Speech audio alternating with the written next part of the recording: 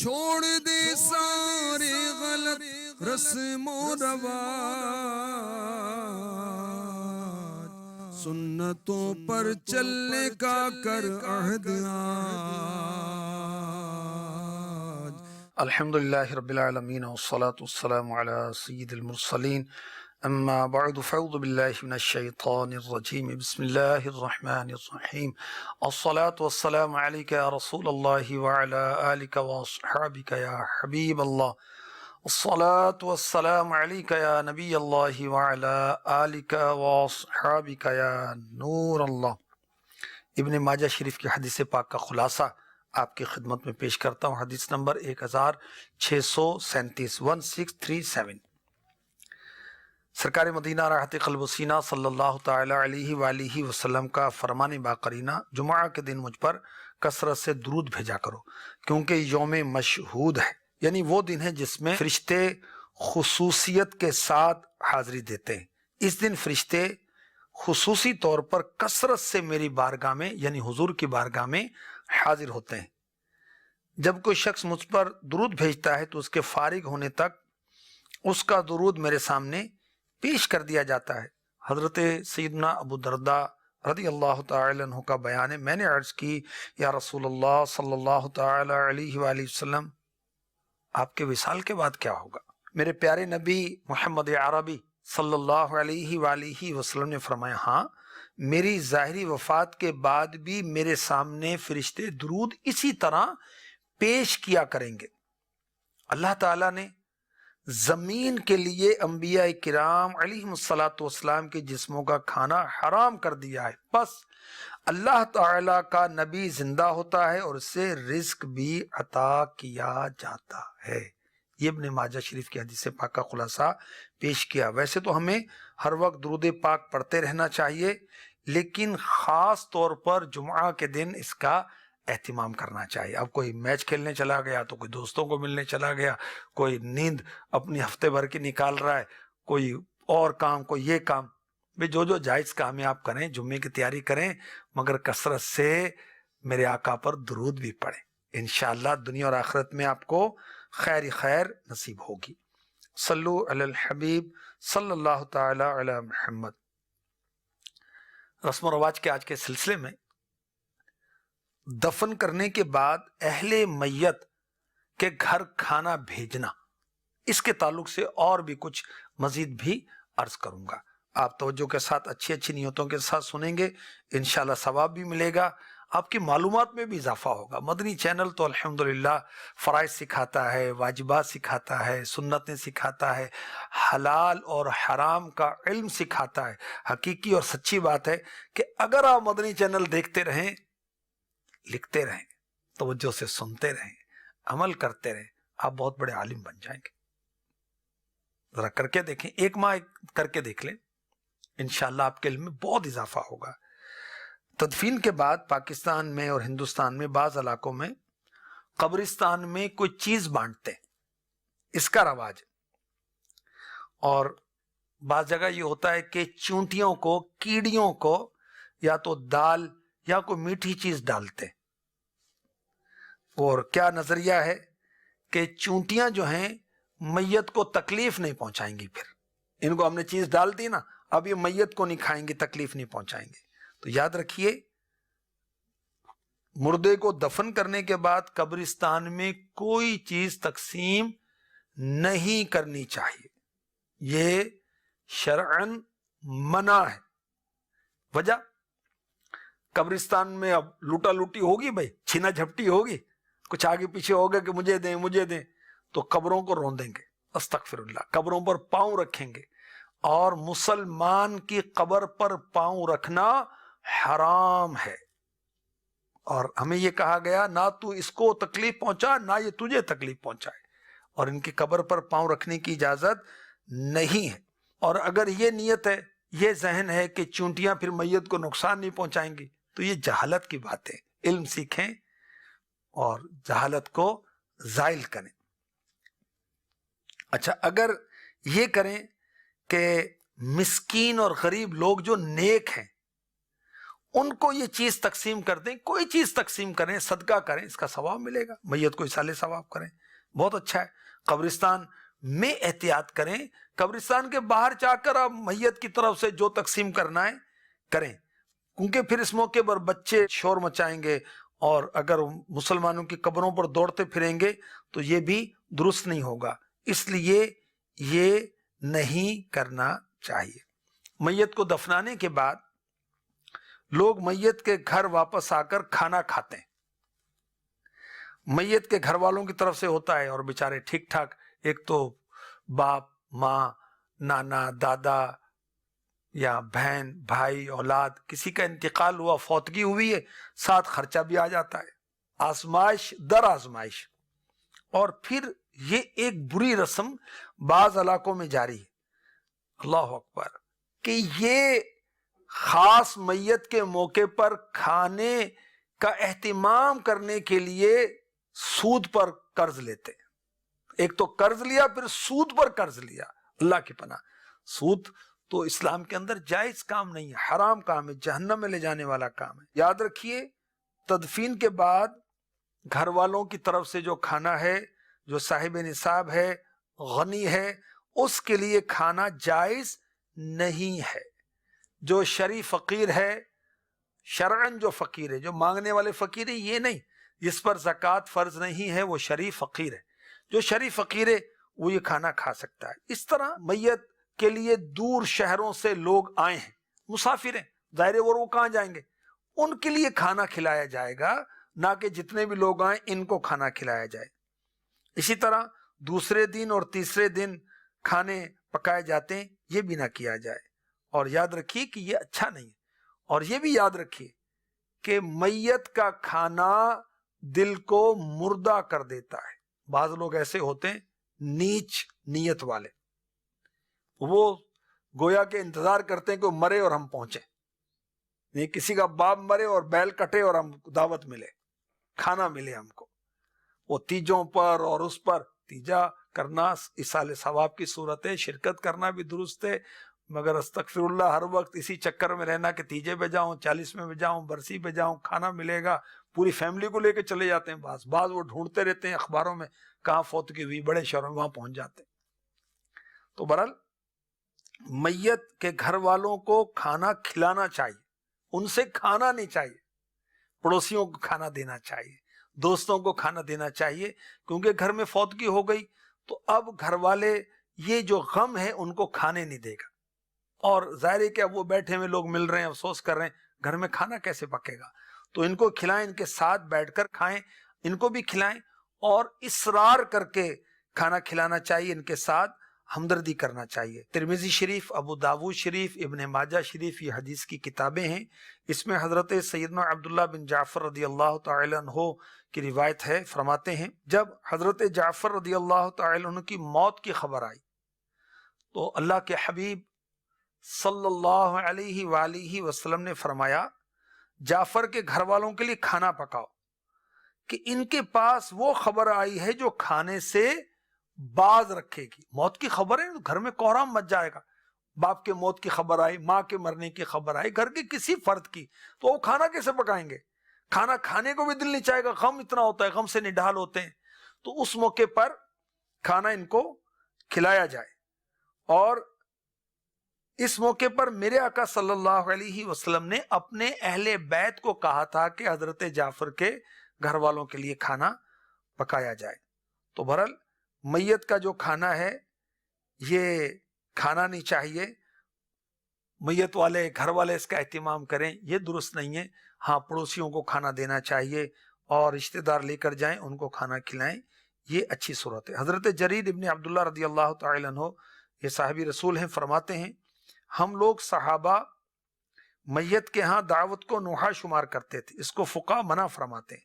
3 دن تک محلے والے برادری والے میت والوں کے لیے کھانا بھیجیں، تیسرے دن خود میت کے ہاں برادری کی روٹی ہوتی ہے، کھانا ہوتا ہے، تو دعوت خوشی کے موقع پر ہوتی ہے نا بھائی، یہ میت پر فوتگی پر کون سی دعوت ہو گئی؟ تو یہ کھانا جو ہے یہ منع ہے۔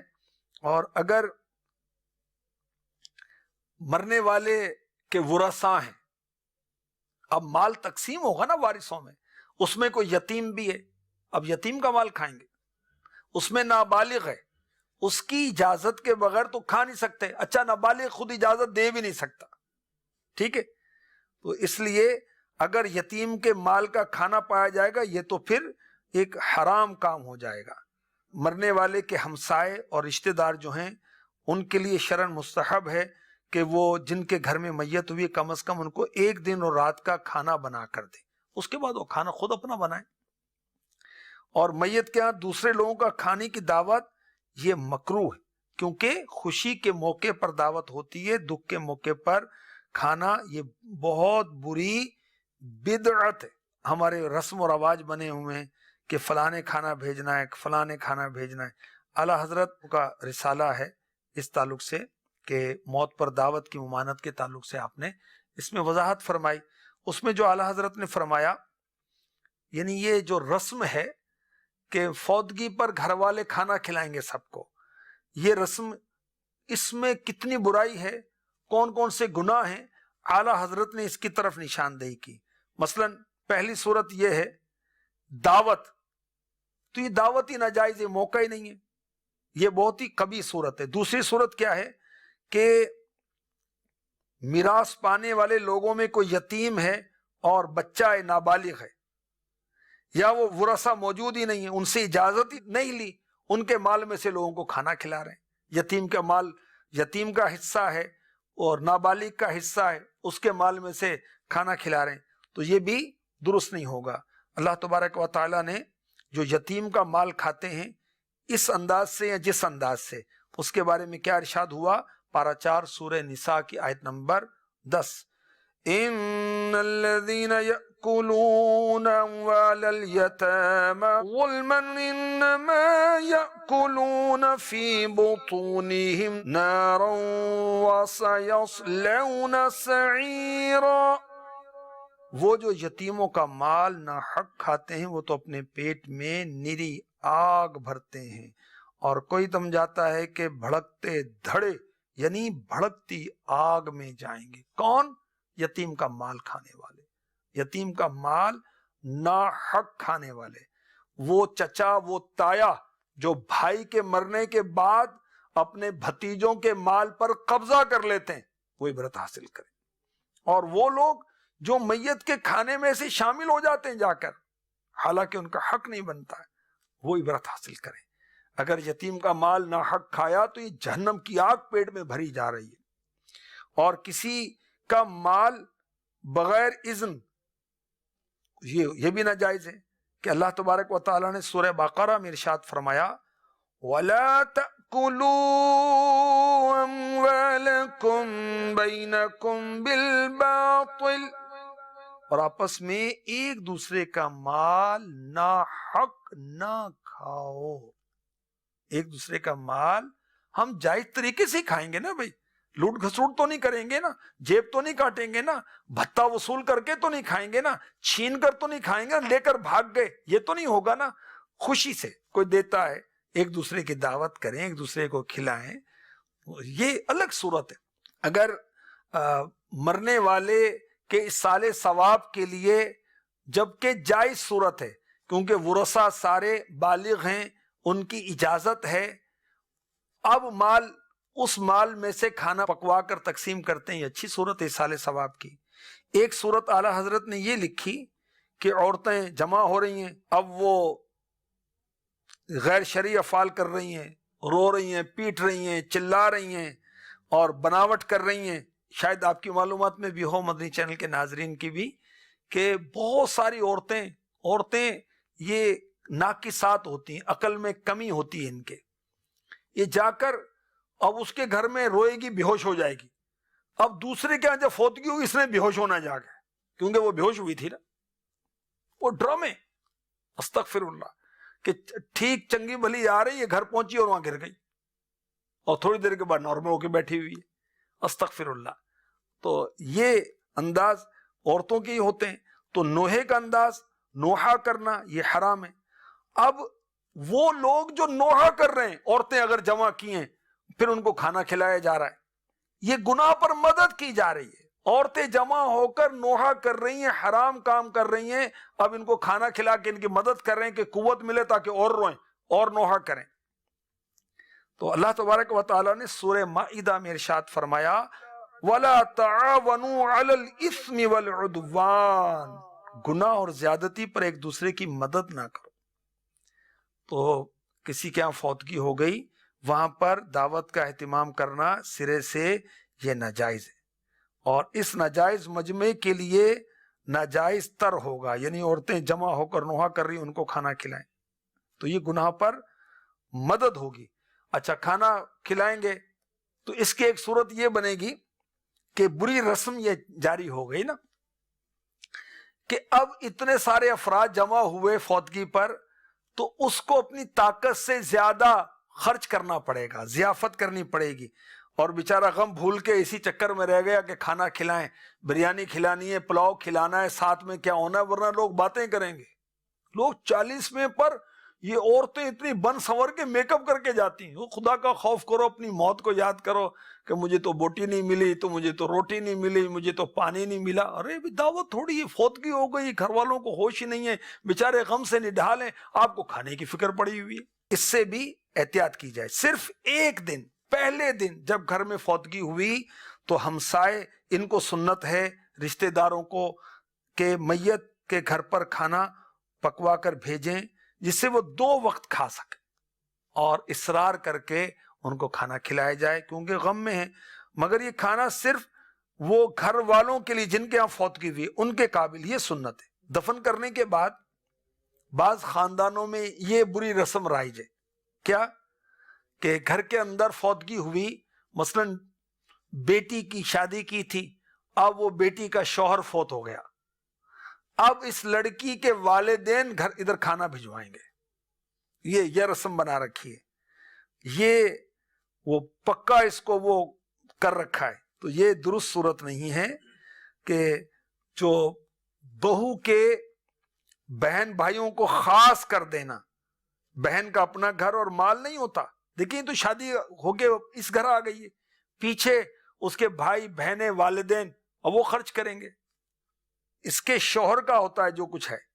اچھا بہرحال اگر ان کے پاس مال نہیں بھی ہے، گنجائش نہیں بھی ہے، تو بیچارے مروت کے اندر خرچ کریں گے، اور ساس جو ہے وہ خرچ کرے گی کہ میری بیٹی کو سسرال میں تکلیف نہ پہنچے. اس لیے یہ رسم جو ہے یہ رسم جائز نہیں ہے، اور اس بری رسم کی اتباع میں کھانا نہ کھلائیں.